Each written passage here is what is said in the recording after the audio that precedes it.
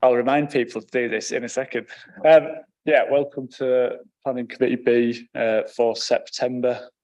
We've got 3 main items on here today. Can I remind people a few bits of housekeeping? So people in public, if they're the fire alarm, it will be a genuine fire alarm. So just follow us to the exits and we will show you the way out. Remind people to put their mobile phones on silent or turn them off. And the main one is when people are speaking, just make sure you've got your microphone on. You'll be able to see that it's green on there, and that's the same for the speakers. That let you know the situation there. I will move through the agenda and then I'll outline what's happening with the planning application when we get there. So if we start off with the minutes, does anyone have any comments on those from this time? No.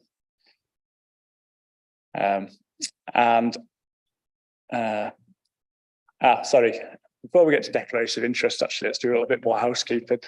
First of all, we have 2 substitutes here, although yes, so we have 2 substitutes. First of all, we've got Councillor Fisher joining us and also Councillor Cuthbertson joining us as well today. Yes. We also need to, due to one of the substitutes being for Councillor Holyrood, who is Vice Chair, we need to elect a Vice Chair for the meeting. Would anyone like to nominate somebody to be Vice Chair for the purposes of today?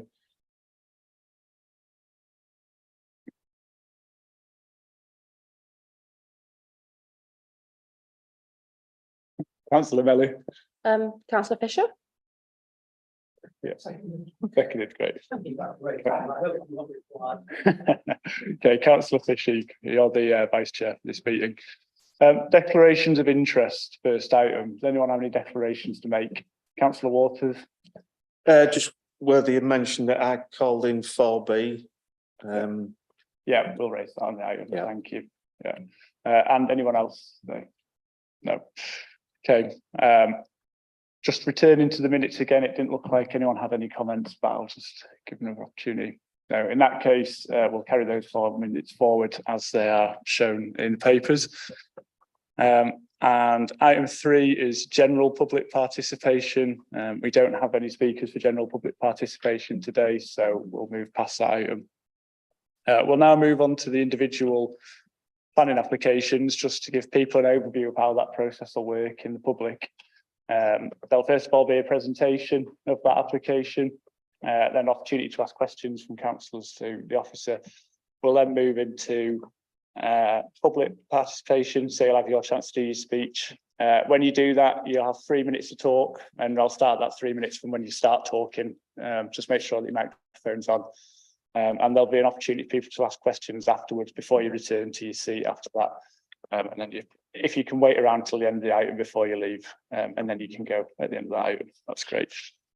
We'll then, first of all, have a vote on the officer recommendation. If that's taken forward as approving that offer recommendation, that will go forwards. If it doesn't, then we'll vote on an alternative to that, just to give you an idea of what's going to be happening there. So the first item is 4A, which is 21A Holyrood Drive. Gareth, can you take us through the presentation for that, please? Thank you, Chair. We don't have the case officer available for this one. Item 4A is planning application for the conversion of an existing 2-storey side extension to main house into a separate dwelling. It also proposes a new driveway to the original house and the rear access to the gardens. Let me just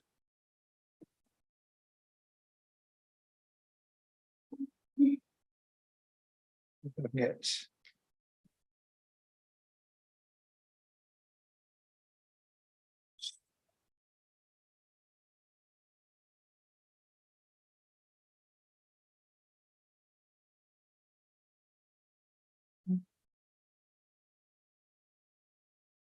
no, doesn't like it.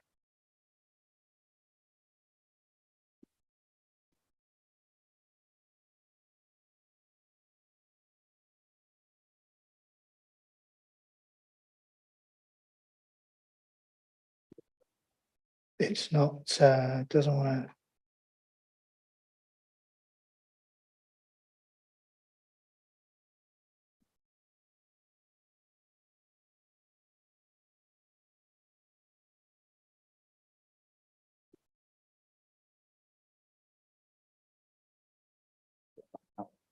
Yes, okay.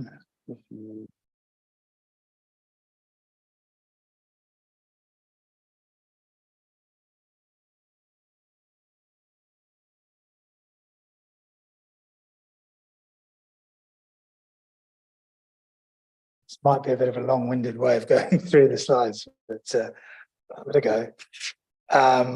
So the application property is, oops.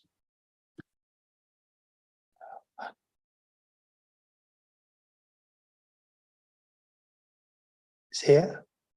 So this end section of this semi-detached house with originally there was a single story garage in this location. It's granted planning permission, I think in about 2013 for this two-story annex to be built. So the proposal and it's a rear view.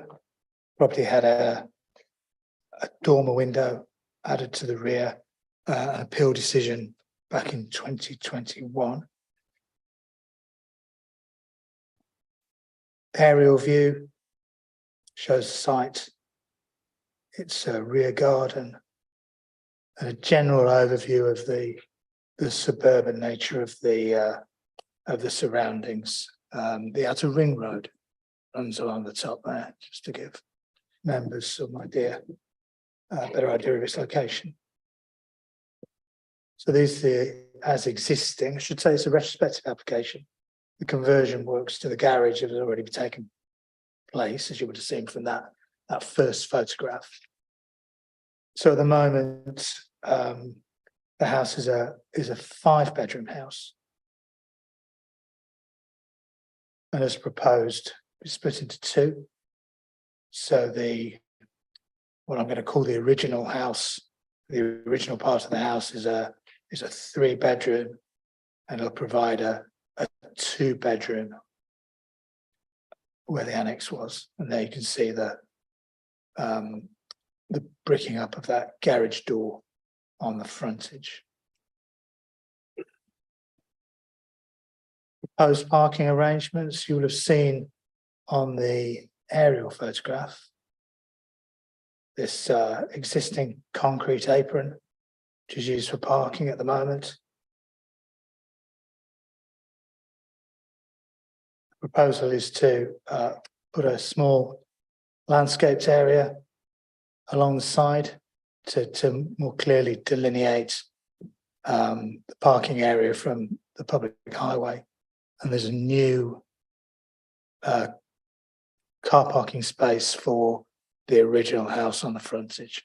And this is designed to try and maintain as far as possible that open plan frontage without having it dominated by car parking.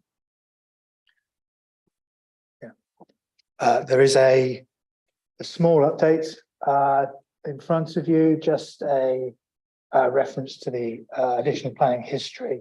I noted the dormer window that was built subsequent to an appeal decision, February 2022, that was allowed. It's the end of the presentation.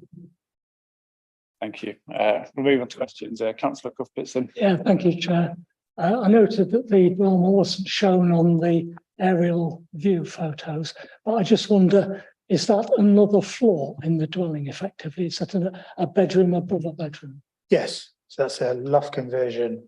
You're right, it's not shown on the as proposed. I can see it drawings, but yeah, it provides a single room at loft level. I see. So that becomes a 3-bedroom property. Yes. Okay. Yeah. Thank you, Chair.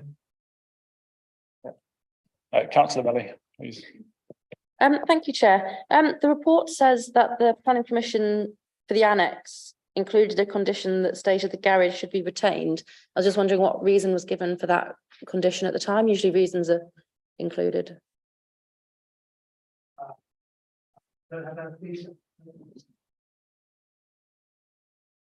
Okay, it's just interesting that at the time the planning authority felt that that was necessary and reasonable, otherwise the condition wouldn't have been added, and we don't have any information about what that was at the time and why it wouldn't apply now. Well, it would be in order to retain. In order to retain storage or parking for the property. You're right, we must conclude that if they put a condition on, then they felt it was necessary at the time, but we have an application in front of us now, and we look at it and with a fresh pair of eyes, I guess.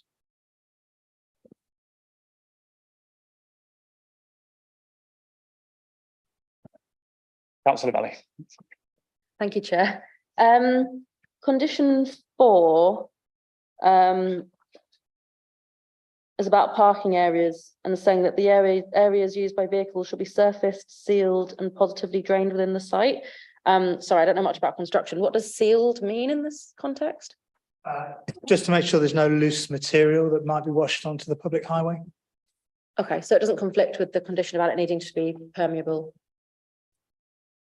Not if it's done properly, but also it can just be laid so it drains to the grass areas of the. It's not, it's not a great deal of, there's not a massive amount of surfacing, so it probably wouldn't need its own bespoke drainage system. Councillor Waters. Thank you, Chair. I just wonder if you can explain the current arrangements for parking in terms of access over the drop curb. I notice it says that the drive crossovers to be extended. If this was approved, will the parking for the annex that's going to become a separate property be accessed from the drop curb in front of 21A? Or, No. is there to be a separate drop curb? So the drop curb is extended in order to provide a new parking space in front of 21A. But there is an existing drop curb in front of that concrete apron that you can see with the blue. Sorry, trigger finger. The blue car standing on the driveway there, that already has a drop curb. Right, so we're talking about extending outside 21A. Yeah. How many drop curbs are there currently outside 21A? Well, I mean, it's all right for planning purposes to say that this drive crossover is to be extended. Is anybody from Streetworks been involved? The highways team have commented and are happy with the proposal. Is anyone from highways here? Anyone from highways here? Yeah.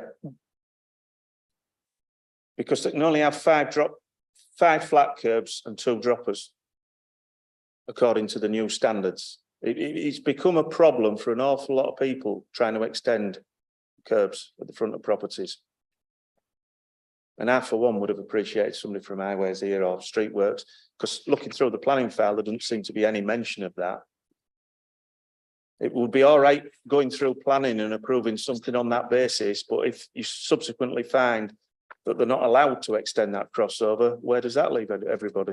I have to assume that the comment that's been made by our highways colleagues has followed the highways policy in terms of drop curbs when they gave us that advice. All I read from reading from this, the drive crossover to be extended with construction to be highway standards. Yeah. So in terms of its wearability, but in terms of its in terms of the ability to extend it, that's been through our highways colleagues, and they've made their comment. But from my experience, this never gets found out until Streetworks actually go down and look at these crossovers and say to people, oh, you've already got the full permitted width, you can't go any further. That's why I'm asking if there's anything specific from Streetworks. Streetworks don't comment on planning applications. Our highways development control colleagues comment on highways on highways matters to do with planning applications, but they comment on the basis of how their policies and guidelines that cover the whole of their highways function, as far as I'm aware. I would hope so.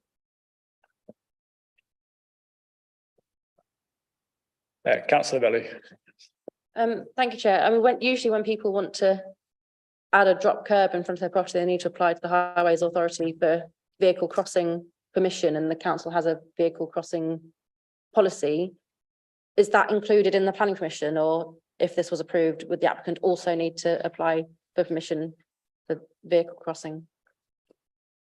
They will need to make a separate application under the Highways Act to extend the width of the drop curb. So presumably highways have responded as a consultee to this application, commenting on planning considerations, and they will also only looking at planning policy, and then at a separate part of, and as part of a separate statutory process, they will comment on it against the highways crossing policy.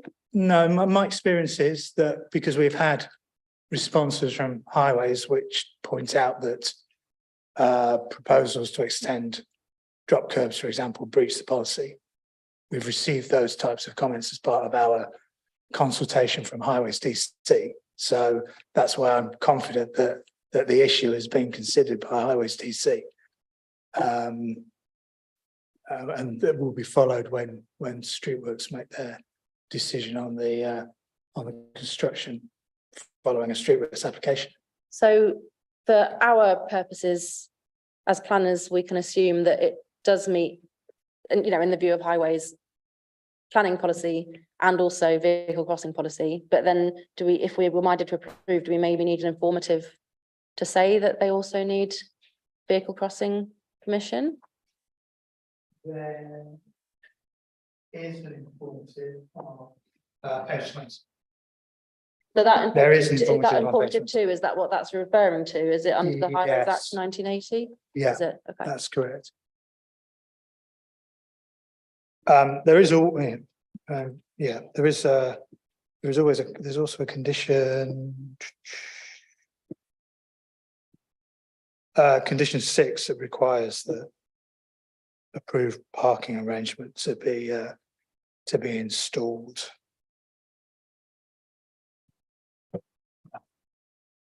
Yeah, just adding on to this, my experience is that the layout and the position of the works is fixed at the planning application. The Streetworks then just details the type of curb that you use and the materiality and how it's built, but the location is fixed by the planning application. So that's the kind of way that they differ in the way that it comes through the application process. Any other questions? I mean, the vehicle crossing policy includes things like sight lines, how close it is to lampposts and crossings and that sort of thing, rather than just the technical specifications and But I mean, meeting actually, highway codes. But Councillor Waters. But going back, presumably the planning process can only deal with the red line boundary, and the crossover extends beyond the red line boundary. Well, it's on the location plan, it's within the blue land, so it's reasonable as it's shown to be in the ownership and control of the applicant. It's reasonable to put a condition on if such a condition is necessary. So we could have sought an extension of the red line boundary to cover the frontage, but being as it was already in the blue land, felt it was lawful to put a condition.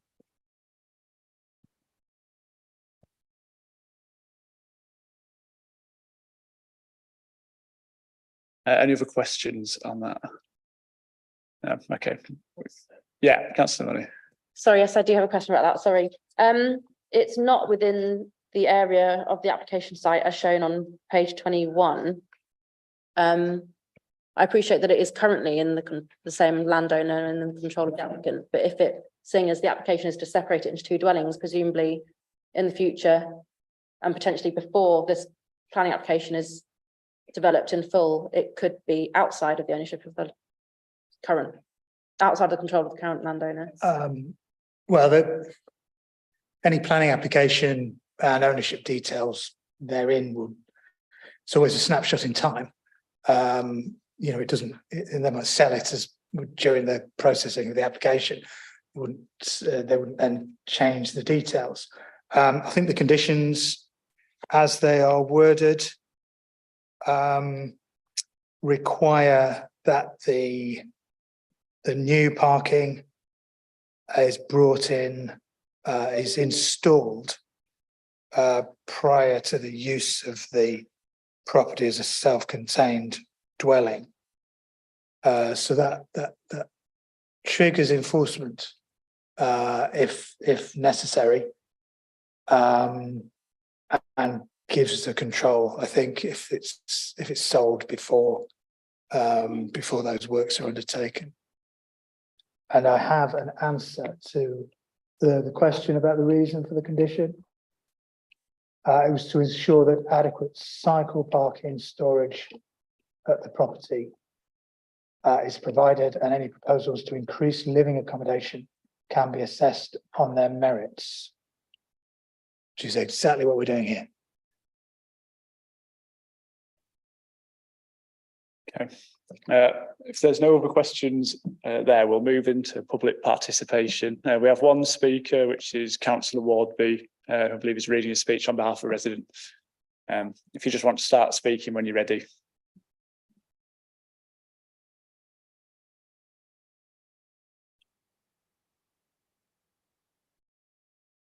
Just quickly before I start, I'd like to say that I've had 8 different residents approach me regarding objections to this.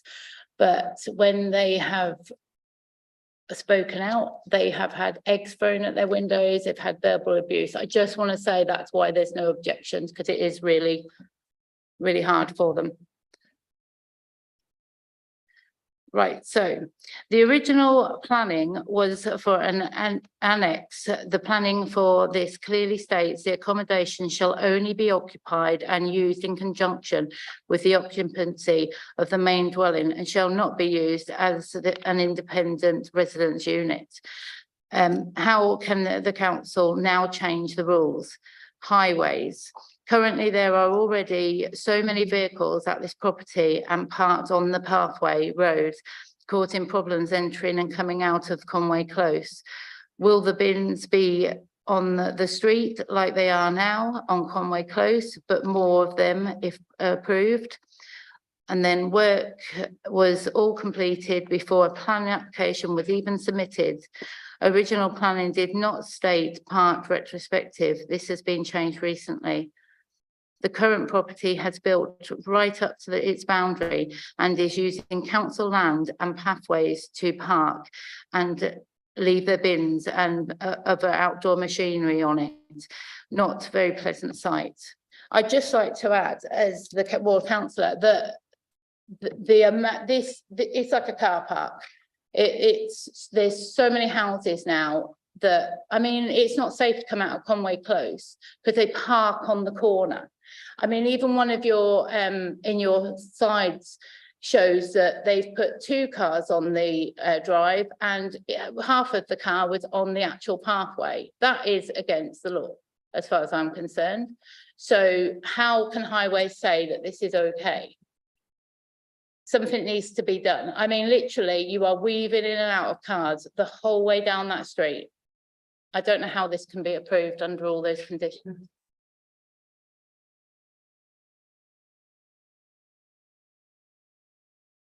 Thank you. So, does anyone have any questions for the speaker?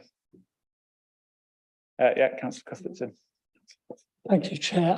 I'd like to make one request that we consider public participation before members ask their questions, because that actually, the proceedings is actually the wrong way around here. Members' questions could very well be influenced and directed by what the public participant has to offer. At this point, we're now, if you like, engaged in finding some supplementaries, but I would like to emphasise that I've put a certain amount of paper through the letterboxes in this area. And my experience is that the parking in this neck of the woods is horrendous. And something does need to be done about it. So it's not a question, Yeah. but the question could be, when will the City of York Council actually do something about it? Thank you, Chair. Thanks. Just there will be a second opportunity to ask questions just before we move into discussion, just to give you a chance if there's any supplementaries to Gareth. Yeah, Councillor Fisher. Just on that particular point, Councillor raised, we did start in the last cycle of planning meetings of taking public participation before members asked any questions, so that we could take into account directly. We felt it was idiosyncratic to have questions to officers, then public participation, and a second batch of questions to officers. And I wonder if that could be reinstated as it was in the past cycle. Okay, we'll keep that in mind. This is a question for the speaker. Yeah, Councillor Melly. Thank you, Chair. You said you've been contacted by quite a few residents with objections, which haven't been formally submitted to planning. So is there any other basis of the objections that you know about that we haven't been told about that you'd like to tell us? No, it was mainly on highways. They really feel so strongly about it because it is such a danger. Also, I forgot to add in my little speech that the property's up for sale and having viewings. I think it's ridiculous that they're trying to sell it before it even gets planning permission. So, thank you. Thank you. Doesn't look like we have any other questions, so thank you for your time. Thanks. Yeah, following on that, if anyone has any further questions following the speeches, any questions for Gareth at this time or other officers, that's the opportunity. Doesn't look like we have any questions, so in that case we'll move on to discussion in regards to the officer recommendation, if anyone would like to start us off.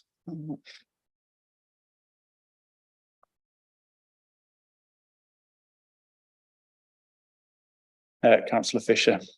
Thank you. I feel that the fact that highways haven't issued any objection puts us in a difficult position with view of what we've heard from local residents, because obviously it is extremely difficult to justify refusal on highways grounds if highways have not objected. So that's a dilemma I have. My main concern with this is the lack of private amenity space at the back because of the way the Conway Drive, I think it is called, I can't remember what it's called, mushrooms out to the side. It takes away nearly all the garden from this property. Obviously, when the original dwelling was one, there was a substantial amount of rear garden. This one seems to have a very limited amount, and I know it says in the report that it's sufficient rear amenity space, but I'm not convinced that there really is there. The other point is, of course, something else like actually should have asked. Is there direct access through that wall to the rear garden so that bins can be actually moved from the rear? I don't think the wall looks pretty solid to me. I don't think I'd like to try and move a wheelie bin through that. Yeah. There's an existing gate which will give access to the, I don't know what we'll call it, 21B, I guess. And then there's a proposed gate into the rear of 21A. So there is access to the rear garden. That's fine. Yes. Right. Thank you. Councillor Waters. Councillor Fisher's just referred to the fact that highways haven't objected. How much weight can we take now with highways comments? If you turn to page 36, I know it's on a different application, to the bottom and look at what it says under policy and highways design guidance. You know, on what basis would highways be commenting? Would they be commenting on the basis of that guidance? In which case, it has very limited weight. In which case, could any planning committee now take their own views on highways impacts? Is this in regards to the design guidance being withdrawn recently? Sorry, for the benefit of people who may not be aware. Yeah, I understand that. I mean, I think we've got to assume that the design guidance is supplementary as well to national design guidance, which is what the council are right on. And I'd assume that the highways officers would take that into account rather than meaning that all design guidance is currently unweighted, but that would be. Well, in the in the absence of any, it's the same as for planning policy. In the absence of planning policy on a particular issue, you take you look at the material considerations and you take a professional officers make a professional judgment, and members make a judgment based on that advice. It's the fact that we don't have adopted design guidance doesn't undermine that process. It means that we no longer have any adopted or approved parking standards, for example. That doesn't mean that it's a free-for-all. We can make a judgment on the basis of what we feel is relevant or necessary in each particular circumstance, and we take account of the NPPF, which talks about developments should only be prevented or refused on highway grounds if there will be an unacceptable impact on highway safety, or the residual cumulative impacts on the road network would be severe. Things like the size of a parking space or adequate turning areas are matters of judgment in each case.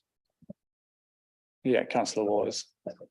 What we've just heard from the local ward councillor that the existing impact on the highway is severe. Yeah, I don't want to get into a situation where we're going too many questions towards Gareth on what is I think, as he said, is that this is essentially a matter of weighting that impact on the highway, and that's your decision to make in that sense. I mean, from my perspective, the concerns about parking, actually the introduction of the hedge line to the edge of the boundary of the property prevents that curb parking situation that's happening at the moment by closing that off to where people are overlapping onto the curb. So in some ways it's actually an improvement on the current situation that's happening at the house, would be my interpretation of it. I know it adds additional cars to the highway potentially by breaking up into two properties, but at the same time it's hard to judge how many houses, how many properties, how many cars each property is going to have, because it's not particularly adding additional bedrooms in that sense. So yeah, I think it's for you to interpret that decision about the impacts on the highway in your judgment. Sandra, would you like to come in this? Well, Chair, just to reiterate what Gareth has said is the policy position is set out in the NPPF, paragraph 111, which says that development should only be refused on highway grounds if there would be an unacceptable impact on highway safety. So there has to be an impact on highway safety, which is unacceptable, or the residual cumulative impacts on the road network would be severe, i.e. they would have to be of such magnitude that it is considered that the application would have to be refused on highway grounds. And of course, members need to consider that if there is inconsiderate parking, it doesn't necessarily lead to an unacceptable impact on highway safety. And your highways officers do not consider that there is an unacceptable impact on the highway network. Thank you. Councillor Waters. Well, on that basis, I'd like to move deferral for a month until we have highways officers here to question on this, based on what the local ward member has spoken about this afternoon.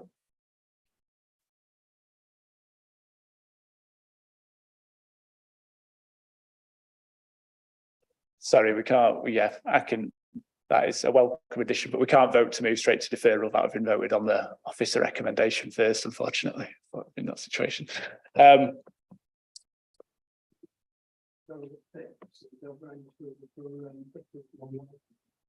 an actual decision that would be, you'd have to make a decision on what the officer is recommending. This is not making a decision. We don't feel we have adequate information to make a decision, therefore we should defer it. I think deferral takes precedence in that case. Well, Chair, Oh, I I think can't- there I are don't- standing orders. I think the protocols are that Yeah. the first course should be that members vote on the officer recommendation. And I suppose if members, then members would have to see how members vote on the officer recommendation, whether or not members are minded to refuse it and therefore because they want to defer.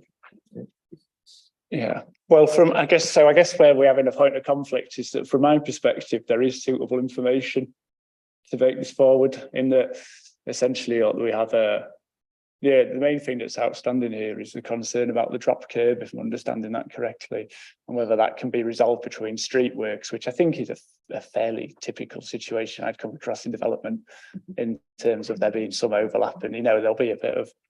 I don't think this is a unique situation and unresolvable through future work, essentially, would be my interpretation of it. But that's where I think sorry, continue. Sorry, my concern is we've had a public speaker bring up significant matters concerning highway safety.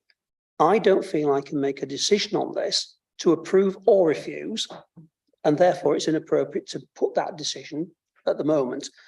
I would like to have highways officers here to answer specific questions that have been brought up before I make a decision. So I think it's totally inappropriate to ask me to make a decision to approve or refuse when I feel exactly the same.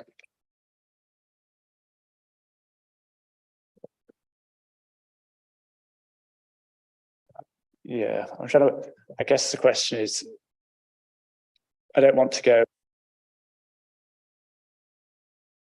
feel like they're in a position to do it, and the protocol would just be that we take it to a vote and then you don't vote to take it forward. I don't think you need to feel like that's you saying that you don't approve of the application. I think you can just say you don't approve the officer's recommendation because it's lacking substance, isn't it, if we tested the vote? Problem is then, if we don't approve the officer's recommendation, we have by decision we can vote to approve. Are you saying we can vote not to approve and then defer?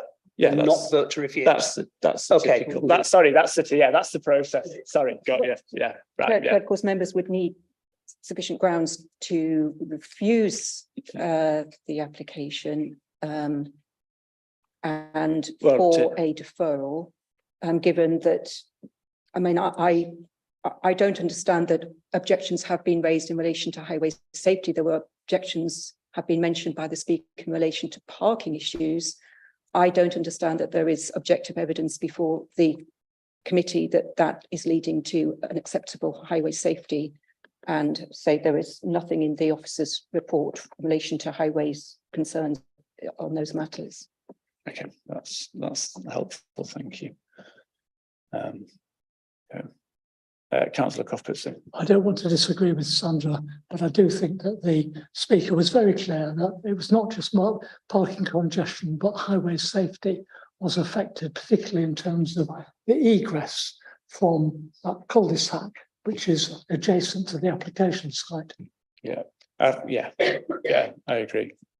But I think that's the bit where the headline is improving that element of risk by actually limiting people from coming off of that side. It actually improves the situation. Anyway, Councillor Waters. I'm sorry, but the fact that highways don't raise any concerns doesn't hold a lot of water with me. Yesterday morning, I spoke, albeit remotely, at a meeting that was proposing to daub double yellow lines around a site. But when it came in front of planning, highways said there wasn't a problem if the application was approved. It's been a problem ever since. And we don't want to be approving things without being able to question highways on such matters. And this could well be another problem. Okay, that's so you like No. okay. Look, coming from both angles, I'm happy to propose that we move the officer recommendation so that we can test a vote, if anyone is willing to second that. Councillor Melly seconded that. In that case, Gareth, can you take us through the recommendation? Yeah. Sure. The officer recommendation is to approve the application subject to the conditions on page 18 and 19 of the agenda papers. Thanks, Gareth. In that case, I'll ask people first of all to raise their hand if they are for the officer recommendation. I'll ask those to raise their hand if they are against the officer recommendation. And there's nobody abstaining. In that case, the officer recommendation is approved and the application is moved. Thank you. I'll ask people in the committee, do you want a short break or are you happy to continue at this time? Happy to continue? Okay, we'll move on.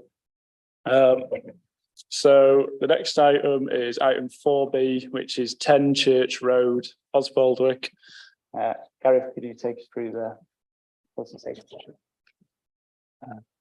Thank you, Chair. So the planning application is a change of use from a single dwelling to a house in multiple occupation within use class C4, a single-storey rear extension following the removal of an existing conservatory and alterations to the garage. So the drawings on the screen, that's the existing situation. One of a pair of semis on Church Road, floor plan as existing. So there's a driveway with a garage to the rear, to the conservatory that's to be removed. Elevations are existing.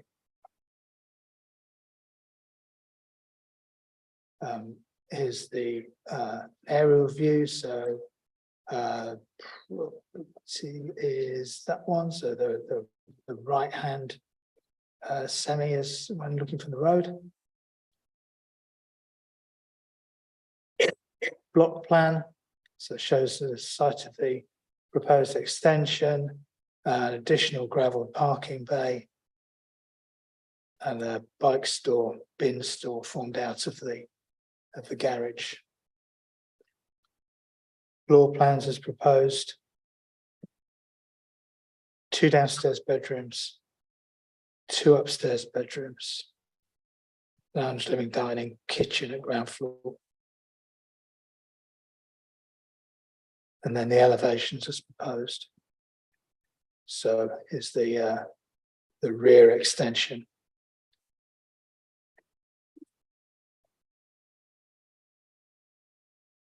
And a photograph of the rear. So the conservatory there, the adjacent, the adjoining semi-detached house.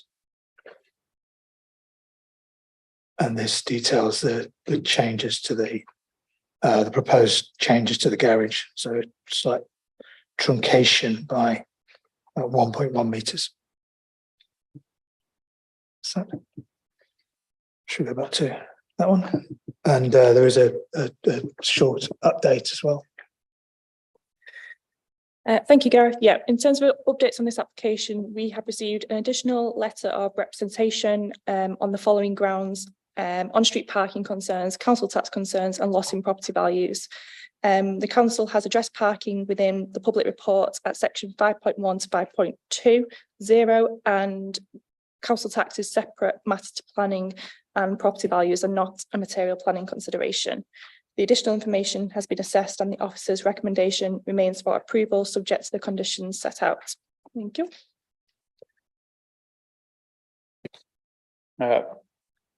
Questions. Now, I was just reminded in terms of questions, the first element of questions is questions on the plans and clarifications on the plans. Second questions is related to general questions to do with the application. I wasn't aware of that before either. So, Councillor Belly.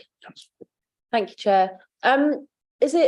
Is there enough space to get bins from the bin store down the length of the driveway if a car is parked on it to be collected out the front and then vice versa, return the bins to the bin store? A car potentially would need to be moved, but this is the same as it currently is. The bins are stored at the back and the driveway is as existing, so it's currently the same situation as it is now. Does it matter if it's the situation it is now? Does that, like, in terms of making a planning consideration, do we need to look at the application as it is and whether that's acceptable? Even if it's not a change from the current situation? And is there a difference in whether that's acceptable or not based on whether it's an HMO or C3 use? Whether it's C3 or C4, the occupants would have both occupants have responsibility to move the bins to the front. It doesn't matter what type of occupant it is. The council considers that there is bin storage. It is to the back, which is good from street scene impacts. So they're stored visually at the back, and we don't consider that that's a major issue in terms of moving a car to put it on the public highway for collection.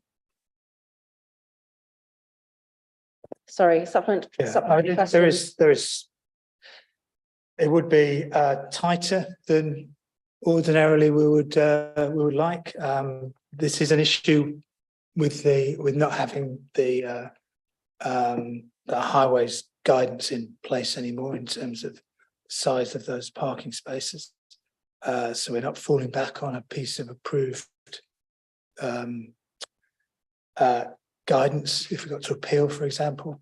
But it would be tight, but I think you could probably do it. It's a matter of planning balance. Is that if that one issue is an issue that makes an otherwise acceptable application unacceptable? It's a matter of judgment.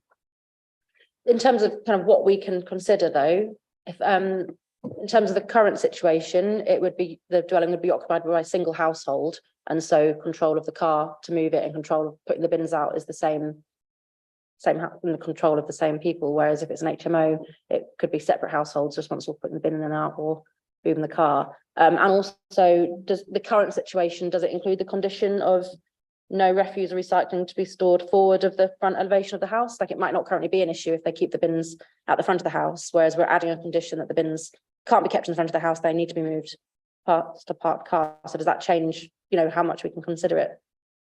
Yeah, no, I totally understand what you're saying. So we put condition 5 on because we want the bins stored away from the front elevation, just for a visual amenity perspective. And then condition 4, we've asked for a management plan, within the management plan, we've asked for details regarding refuse and recycling facilities. And we would expect the owner to let the occupants know about refuse and recycling and manage it within themselves. It would be as part of the management plan as well.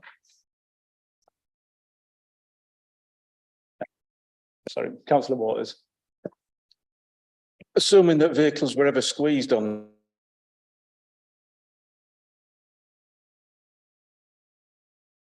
is 8 foot, 2.4 meters. So you can't get bins down the side past the car. You also can't get the cycles down past the side of the car that's supposed to be stored at the back. And if anybody looks at that block plan, do you really think it's credible that anybody's going to squeeze a car onto that front piece of gravel that's created? Because I don't. Again, it would have been very helpful if Highways had been here to answer these questions.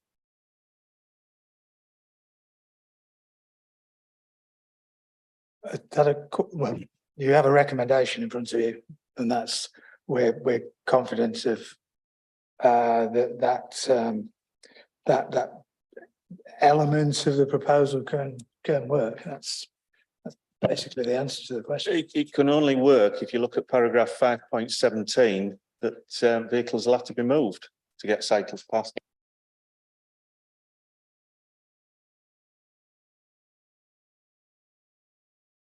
All I'm driving at is it's not credible. Any vehicles associated with that property will be left on the street.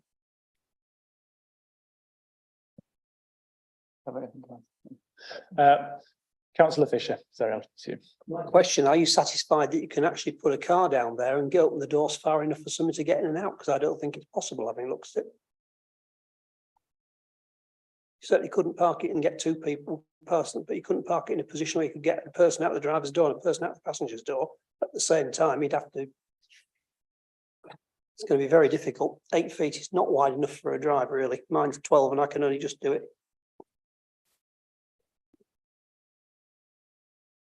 In terms of the width of the driveway, we've got it currently at 2.4 metres, and a standard car parking space is 2.4 times 4.8, so it is just meeting the standard car parking spaces.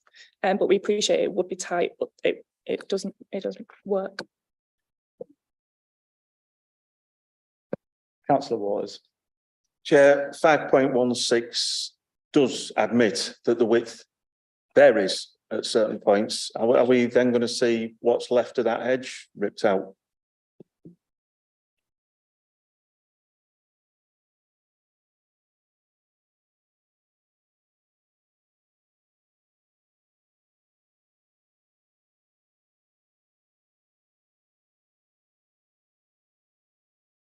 Oh, 5.16 admits that you haven't got 8 foot all the way as a width.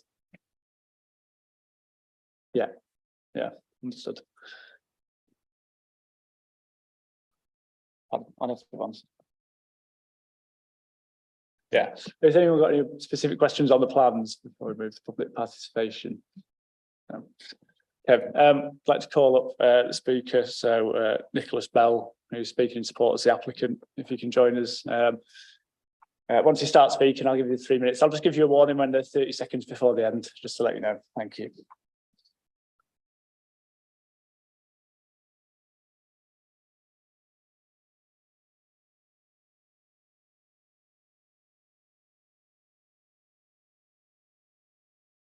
Okay.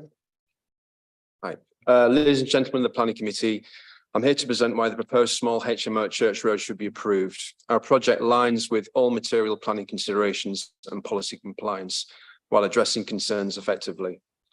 Through examining our proposal against the Council's SPD and emergency policy H8 relating to HMO density thresholds, our proposals do not conflict with the aims and objectives and fall well within all mandated thresholds at 7.89% and 8.05%, well below the Council's 10 and 20% thresholds respectively. The policy provides clear and concise guidance that my application should be approved. While the proposal will not be used by a family, HMOs are needed in the community. How many of you have children that are finding it extremely difficult to get on the housing ladder? HMOs provide safe, clean and enjoyable accommodation while they save for their own home. Our proposal exceeds the Council's SPD policy for HMOs requiring 1 car park space per 2 bedrooms. Church Road easily accommodates 4 cars, allowing for simple access and egress. Garage alterations provide secure storage cycles for up to 8 bicycles and do not prohibit future car storage. Our robust management strategy and commitment to the high standards of living will ensure that noise and litter concerns are minimised. Hands-on local management ensures regulatory compliance, high standard and prompt issue resolution, benefiting both residents and the community. Our property revitalises the exterior and interior of the property, addressing its 50-year neglect. 3 bedrooms are 40% larger than the Council's SPD HMO minimum size, and 1 is over 90% larger. Professional interior design involvement guarantees the highest standard of interior luxury living. Gardens and patios will be professionally landscaped and all existing planting will be preserved where possible. Bins will be out of sight within a purpose-built bin store. Historically, the bins at Church Road left in front of the garage and visible from the highway with no complaints from residents. Our proposal aligns with all local policy and guidelines, emphasising quality, aesthetics and responsible management. While we acknowledge previous student concerns, we focus on offering a high-end luxury living experience to both young professionals and students for a balanced resident profile. While the committee is not bound by the professional recommendation of your planning officer, it would have to have very good reason to refute my application.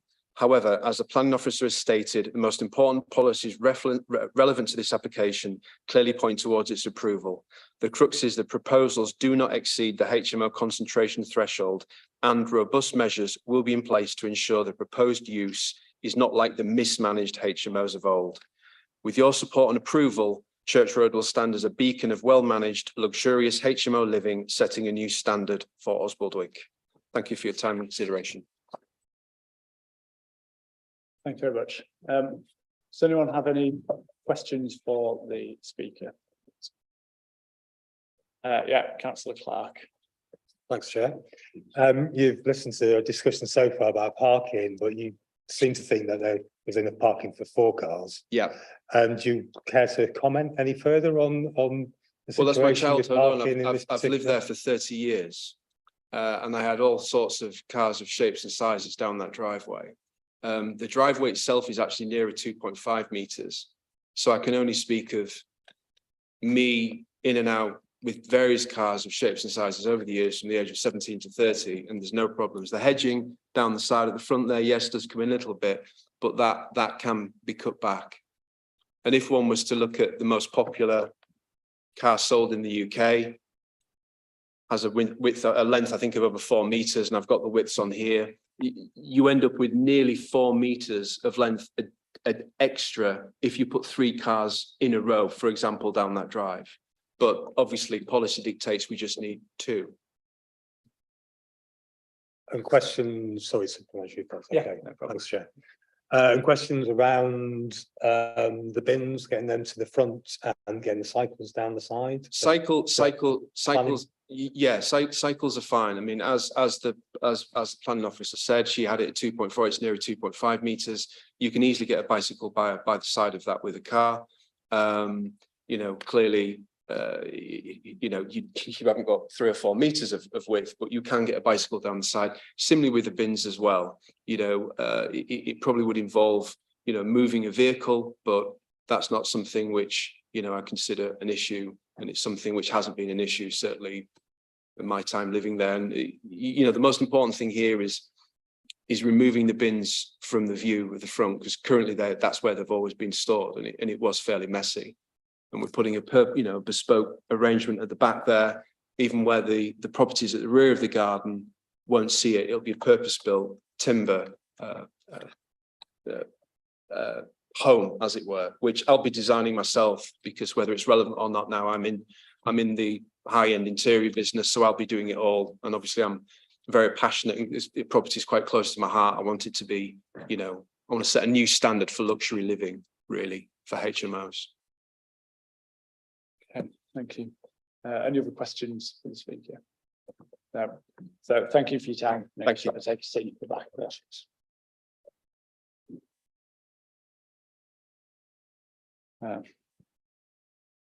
Does anyone have any supplementary questions for officers before we move into discussion?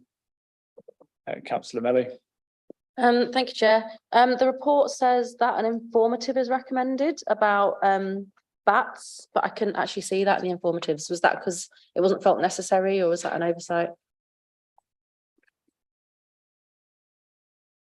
Sorry, paragraph 5.5 at the bottom of page 34 says an informative is recommended to remind the applicant of their duties with regards to bats during demolition.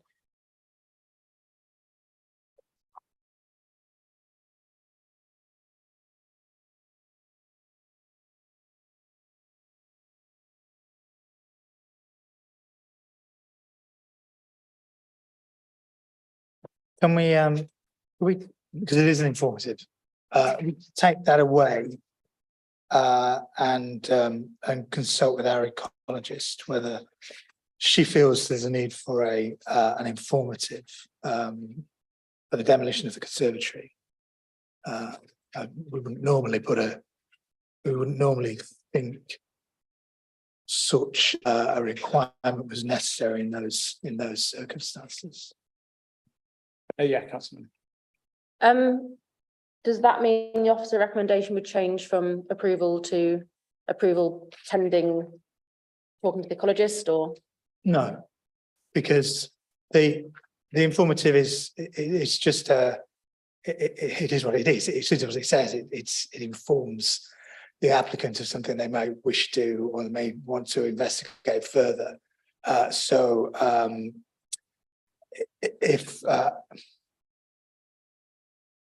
If I would say that it wouldn't require a change to the recommendation for us to either add that or not to add that. But if members want to record that that is a change to delegated authority, we can do that.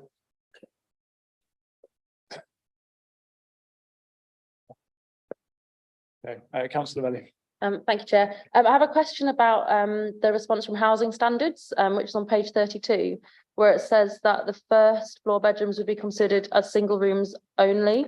I was just wondering, how that informs our planning considerations, why they put that there. Is that because they wanted a condition limiting the occupancy, or, how do we take that feedback into account?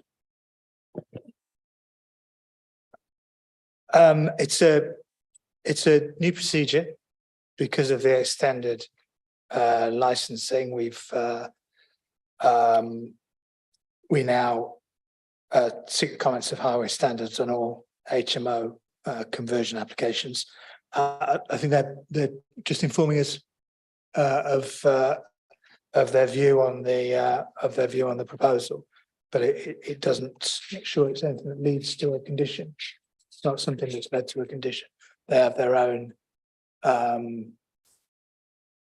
enforceable standards. It doesn't result in a decision that we've made that we feel we need to put in a condition on as well. Still keeps it within C4.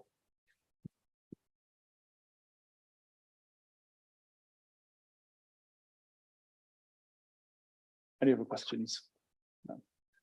Okay. I had a question. There we go. Yeah, in that case, we'll move on to discussion. If anyone wants to begin.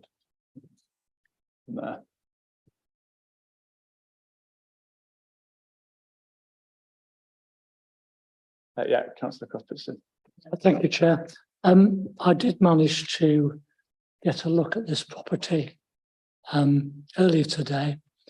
And there were no cars parked outside it. It's positioned very close to a T-junction off Church Road.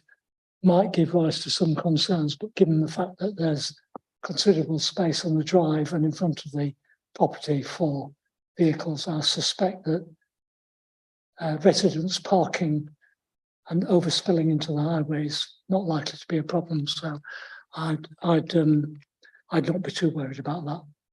That's my contribution. Thank you. Thank you. Anyone else? Councillor Fisher. Thank you. Well, in my view, this is policy compliant in terms of the number of HMOs in the area.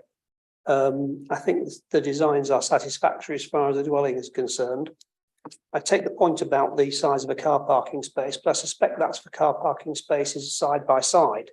Remember, you've got a car parking space. Now, I've just done some checks. 2.4 metres, a typical Volkswagen Golf, which is a medium-sized car, is 1.8 metres. That means you've got 30 centimetres on either side to open the doors.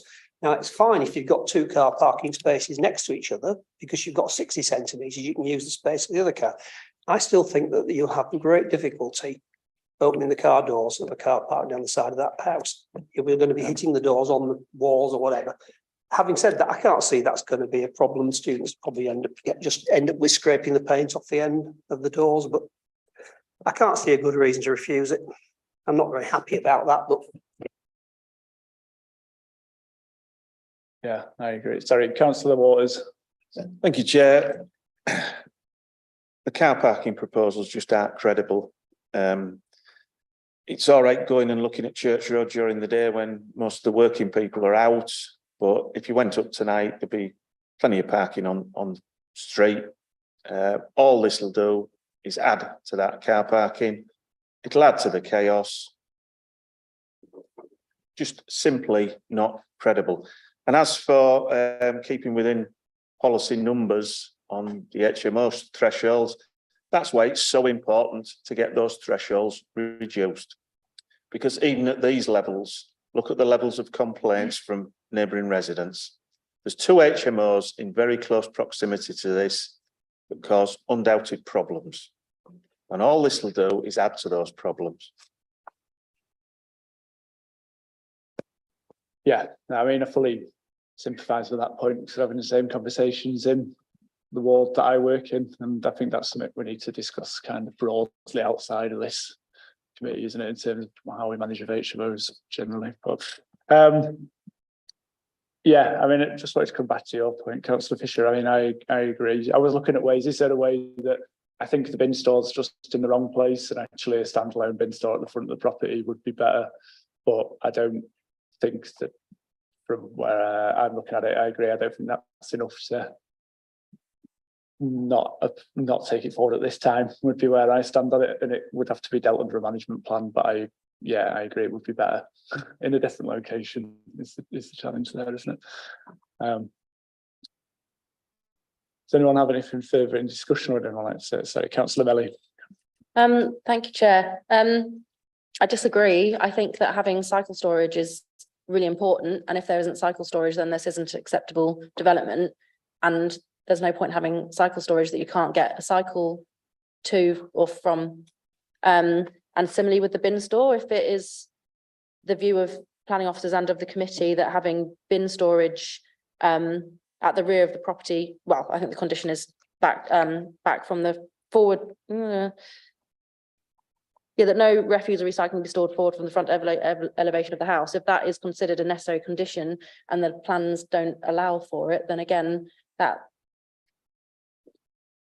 by its very nature means that it's not acceptable development, in my view.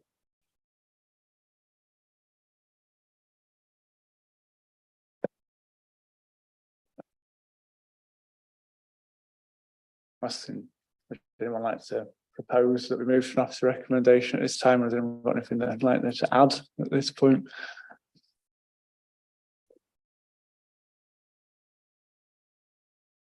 If there's no further discussion, I feel like this is a persistent factor, but I'll propose that we move to an officer recommendation, to vote on the officer recommendation. Would anyone like to second that proposal? Yeah, Councillor Clark, thank you. Gareth, do you take us through the recommendation? Oh, yeah, Councillor Willie.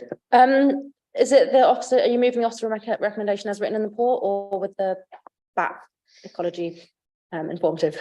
Yeah, you're right. We should discuss that first. Sorry, let's come back to that.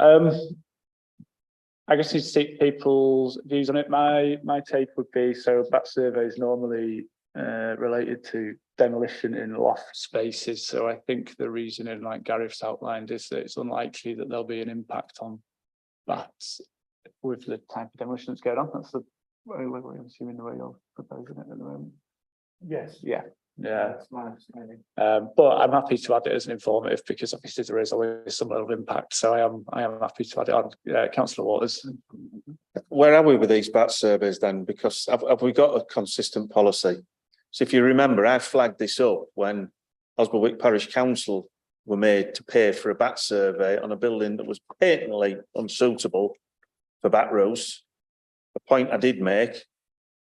And then I found out that subsequently a building that was far more suitable for roosting bats, just a stone's throw away, didn't require a bat survey, despite having roof work.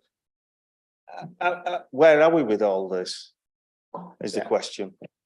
I'm not, okay, it's a fair question. I think it's something that we will come back to the committee as a whole on, but I'm not sure it's something we should be resolving as part of this element right now. Would be my stance on that, Gareth, unless you would like to answer. Right. No, the structure to be demolished is predominantly brick, but predominantly glazed. It's not something where we would, in my experience, normally find bats. However, being as it is in the report, my suggestion would be that we just go back to the ecologist and check whether she feels it's we should put that informative on. It's not a requirement for a bat survey. That point's perhaps. Okay. Do we all support? But I can change the recommendation when I present the recommendation to you. Okay. So are we all supportive of doing that? Does that? Is that in there? Yeah. Okay. So we'll go forward with that as the recommendation. Thanks.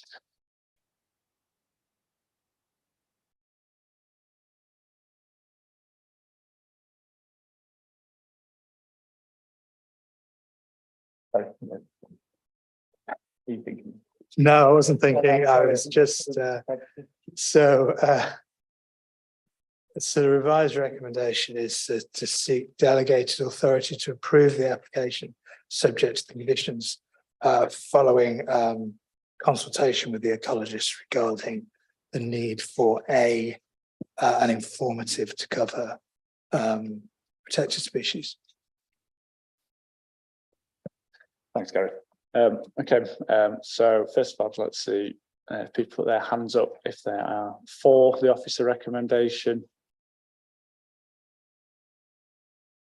Have people raise their hand if they're against the officer recommendation? And we don't have any to abstain. So in that case, the officer recommendation is moved and the application is approved. Thank you. You can make your way out now. Thank you.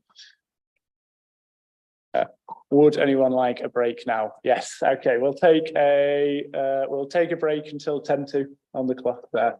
Thank you very much.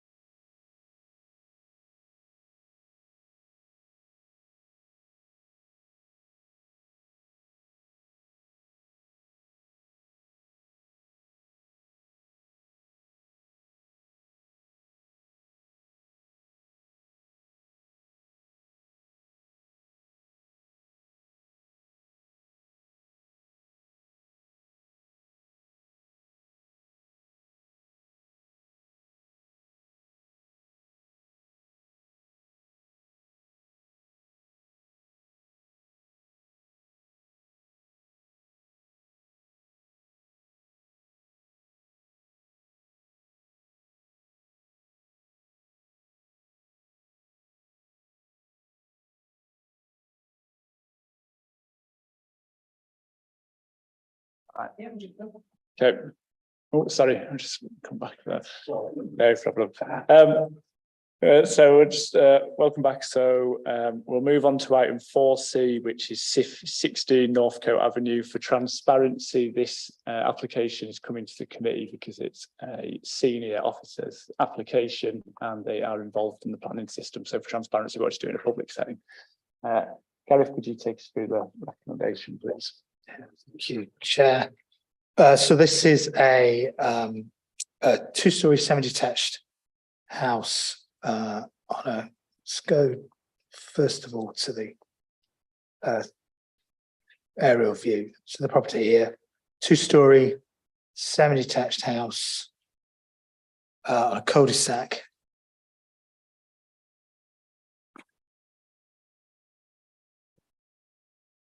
And there's the existing drawings and as proposed. So it's a two-storey side extension with a small projection at the front.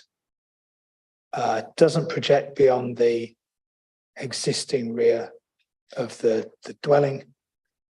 Set back at first floor level, set down at the ridge level, and with a matching hipped roof.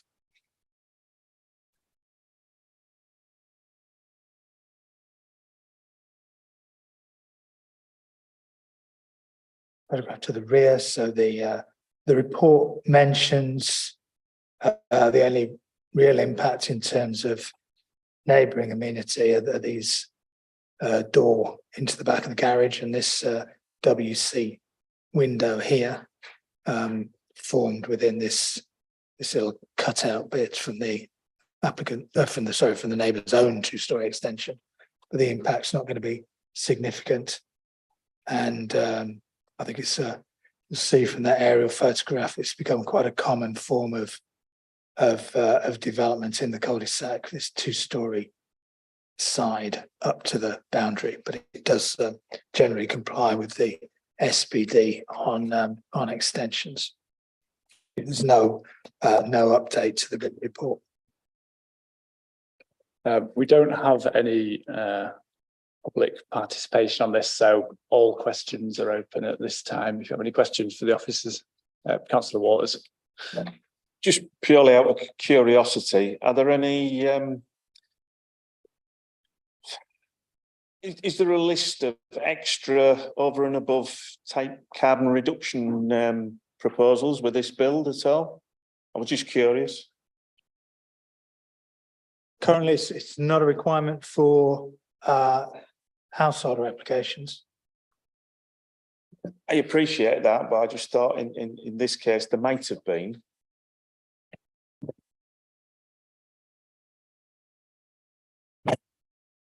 No submission.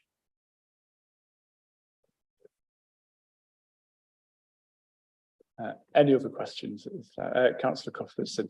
Can I just check? It's shown on the plan now that the boundary runs in a straight line from front to back, but one of the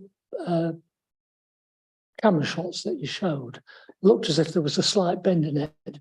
And I realise also that this is probably on the flattish end of New Lane, which rises further to the north, I think it is at this point. Is that right? The property to the rear are in higher elevation. The ordinance survey coordinates of the straight line. There's photographs. It was that one that made me think there might be a bend in that boundary. And I just wanted to be clear. Well, the applicant is. Yeah, so the applicant has put submitted certificate A that the application is entirely within their ownership. Yeah, okay. That's fine. Thank you. Councillor Fisher. Could I just ask, what does condition 4 mean? Because I cannot get my head around how condition 4 can be. Does it mean the garage doors have to open inwards? Because it says the garage should be fitted with doors which shall at no time, even whilst being open or shut, protrude forward of the position of the face of the garage door whilst in the closed position. Likely to be a roller shutter. Sorry? It's likely to be a roller Ah, shutter. right, okay. Right, so it has to be a roller. Or it, shutter then. yes, it Yeah, could that's open what it inwards. says, right. Yeah, okay. Any other questions? Councillor Waters. Is it worth having an informative on these type applications? Because if you go back to the last photo, please. They're quite often very awkward to get skips and materials on these slope drives. I've seen quite a few since Women's Walk and such like round Aldgate. And you usually end up with skips and materials in the street, and it does become quite a problem. Well, there's other legislation that covers skips in the street, so they have to apply for a skip license, I believe. Well, yeah, that falls on the skip company, but in a lot of cases, the materials, and from my experience, I've seen piles of rubbish left outside until somebody comes with a machine to put it in a skip. I do think it's worth you having an informative on this, simply because of how awkward it is on some of these driveways that slope like that. It's just from experience of walking up and down Aldgate.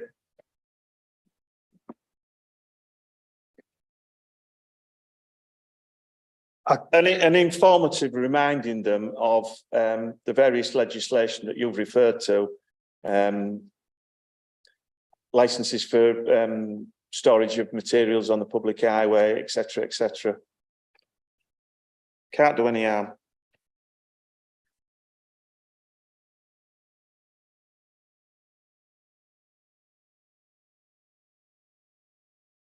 That's something you're happy to be included, Gareth.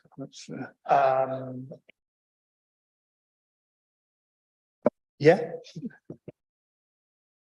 Yeah. Okay, thank you. Other questions?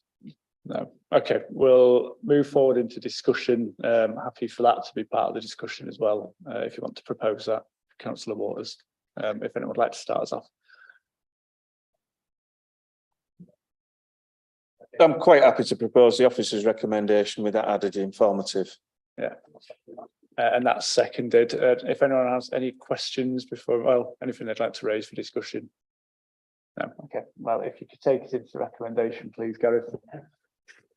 Chair, so the officer's recommendation is that the application be approved, subject to the conditions on page 56, with an additional informative regarding storage of materials and skips on the highway. Thank you. Okay. Ask people if they would raise their hand for the officer recommendation.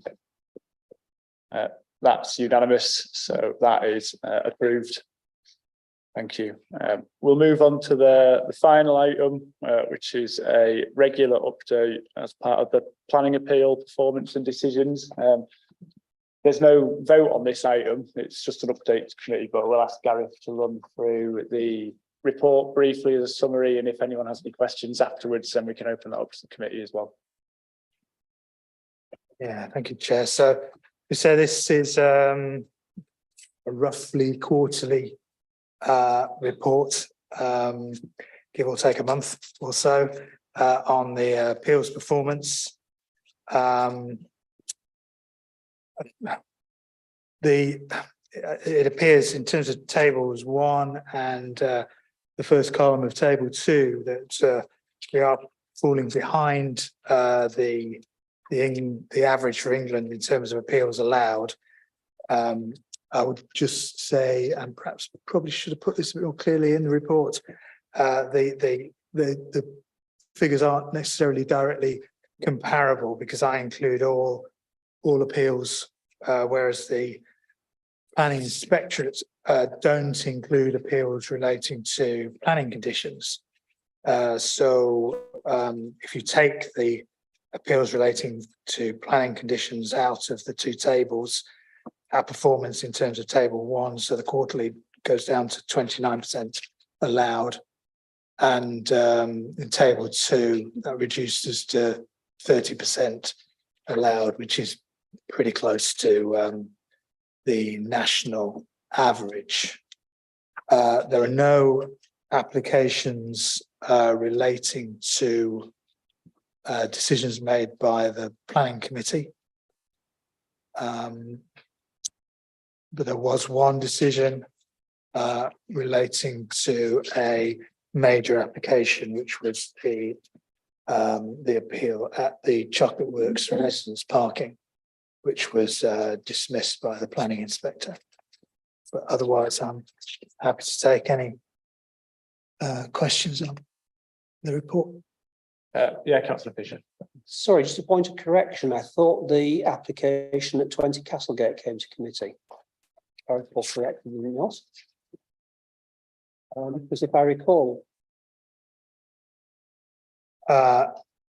Not that I recall. no, I thought it did. But I don't recall everything. Come on. Any other questions on this or comments? No. In that case, thank you very much for that summary, Gareth. We'll look forward to the next one that comes through the committee. In that case, there's no other urgent business. So, oh, sorry, Councillor Waters. Just wanted a quick inquiry about all the BT business. Are all these presumably dealt with as individual appeals then? Because it seems to be an awful lot of work and presumably an awful lot of cost. Yeah, they came in as individual applications. Some had planning applications and adverts applications with them, but they will be dealt with as individual appeals and dealt with on their own individual merits depending on their citing. I just hope all the refusals are upheld. I did object to quite a few of these, and it's quite a significant test, isn't it, really, with it being York. If any of these do get approved, it just opens the floodgates for them. So I wish Sam Baker well in dealing with all these, but horrific amount of work. He's really already all the statements have been written, and as you say, it did take a significant amount of time. Because they're all individual sites with all slightly individual impacts in terms of conservation areas, widths of highways, proximity to listed buildings, what have you. So hopefully in 3 months' time, you'll have some good news for us on those. Yes. Yeah, well, when we refuse planning applications, we are normally confident of our ground. We're confident our ability to. With there being so many of them, it'll have quite an impact on the percentages, won't it? Depending on which way it goes. Yes.